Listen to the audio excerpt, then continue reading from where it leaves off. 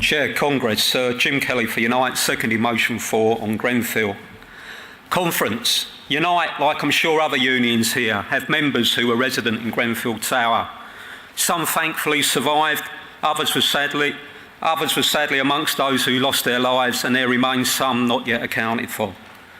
On the morning of the fire, our West London and Camden community branches went to Grenfell to volunteer. As clothing and food began to be provided in sufficient amounts, our members began organising with other members of the community other areas of practical support.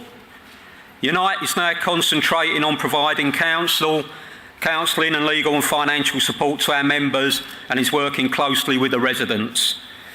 Many also have acute housing and financial needs nearly 3 months after the fire. And as a trade union, we're aware of where this tragedy sits within the broader context of deregulation and the barriers ordinary people face in getting justice. In 2014, David Cameron boasted of scrapping over 3,000 regulations, most in the building industry, as part of his housing standards review. This crude and reckless attack by the Conservative Party had the clear motive of increasing the profits of large firms in the construction industry. Many of these firms are the biggest donors to the Tory party. Privatisation and deregulation is scarring our housing market.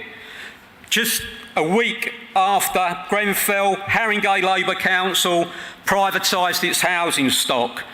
That's £2 billion of public assets. That's council homes, libraries, schools, community centres and sports centres, all privatised and given to a bunch of spivs and speculators from Australia called Landlease, a company with a dodgy record in tenants' rights and building in Australia and New York. Privatisation, insufficient oversight of complex subcontracting, the race to the bottom in regulations, lack of accountability and a dysfunctional housing market all contributed to the tragic avoidable loss at Grenfell. And like Matt said, the public inquiry needs to address this wider context of the tragedy at Grenfell to prevent a repeat and further loss of life. It must involve community representatives and trade unions so the residents get the justice and the answers they deserve after their own complaints about safety were ignored.